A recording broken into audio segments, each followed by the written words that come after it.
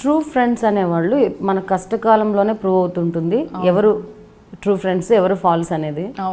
ఇప్పుడు ఈ సిచ్యుయేషన్స్లో మీకు ఆ తేడా తెలుస్తుందా?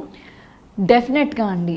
నాకు నా ఫ్రెండ్సే నా తల్లిదండ్రులు అంటే ఒక టైంలో దూరమైనప్పుడు ఇన్ ద సెన్స్ సపోర్ట్ చేయనప్పుడు ఫ్రెండ్స్ నలుగురు 4 వైపు నుంచి పిల్లర్స్ లాగా నిలబడి శ్రీ నీకేం కాదు, నన్ను అందంగా లేరనే వాళ్ళు లేరన్నారు, లేదు నేను నమ్ముతున్నాను, నేను నీకు జిమ్ ఫీజు కడతాను, నేను నీకు కార్ ఈఎంఐ నేను కట్టి పెడతాను, లేకపోతే ఈవెన్ ఫుడ్ పార్సల్స్తో సహా దీని పూర్వకంగా నేను కెమెరా పూర్వకంగా చెప్పాలి, వినోద్ కానివ్వండి, సూర్య కానివ్వండి, నాకు కొంతమంది ఫ్రెండ్స్ ఉన్నారు, చాలా దీపు కానివ్వండి, ఇలా కొంతమంది ఫ్రెండ్స్ ఉన్నారండి.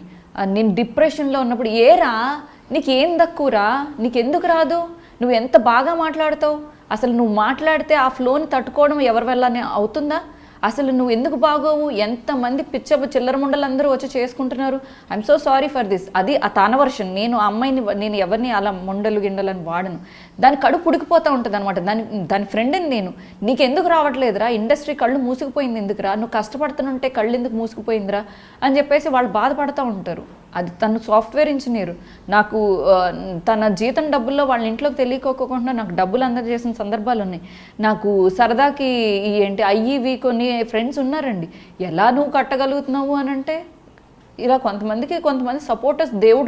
దేవుడు ఎప్పుడు నగలేసుకుని తదాస్తు బేట నీకు ఒక 100 కేజీలు బంగారం ఇస్తున్నాను అని చెప్పి దేవుడు ఎప్పుడు రాడండి. దేవుడు బ్లెస్సింగ్స్ ఎలా ఉంటాయంటే ఒక హెల్పింగ్ రూపంలో ఎవరొకరిని పంపించి ఆ నిమిషానికి ఆదుకున్న వాళ్ళు నా దృష్టిలో దేవుళ్ళు అండి. కొన్ని సంవత్సరాలుగా నాకు కెరీర్ స్టార్ట్ అయిన దగ్గర నుంచి వీళ్ళందరూ నన్ను పట్టుకుని ఉన్నారు. ఈ రోజు వాళ్ళు బైక్ మీద తిరుగుతున్నా కూడా వాళ్ళ బైక్ ఎక్కడానికి కానీ వాళ్ళని కలవడానికి కూడా నేను ఇబ్బంది పడనండి. So Gayatri Gupta and Anasuya, you are the batchmates when you are working for Sakshi అని మీరు ప్రస్తావించారు కదా, మీరు బాగా క్లోజ్గా ఉండేవాళ్ళని కూడా.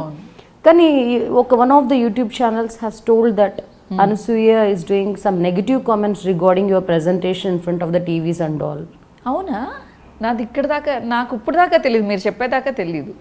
ఒకవేళ అంటే తను చేసినంత నా గురించి ఎందుకు ప్రస్తావిస్తున్నావు నువ్వు టీవీ ఛానల్స్ కానీ ఇంటర్వ్యూస్లో కానీ, ఎక్స్పోజింగ్ చేసే నువ్వు నా గురించి ఎందుకు మాట్లాడుతున్నావు అన్నట్టుగా కామెంట్స్ చేసినట్టు that is there in the YouTube channels. Okay, అంటే ఇప్పుడు తను ఏదో అంది కదా అని చెప్పి నేను నెగిటివ్గా కామెంట్ చేయాలని అనుకోవట్లేదు. బికాజ్ తను కూడా ఒక ఆడపిల్ల. ఒకవేళ తనకి ఇష్టం లేదు అనుకుంటే తన పేరు ప్రస్తావించడం మానేస్తాను. ఎందుకంటే తనని నేను మంచిగా చిత్రీకరించాను కానీ, అంటే ఆడపిల్లలు ఎక్స్పోజింగ్ చేయరు, అంటే తెలుగు వాళ్ళు ఎక్స్పోజింగ్ చేయరు, తెలుగు వాళ్ళు నెగ్గుకు రాలేరు అనేది అప్పుడు అనసూయ నెగ్గుకు వచ్చింది అనేది ఒక మంచి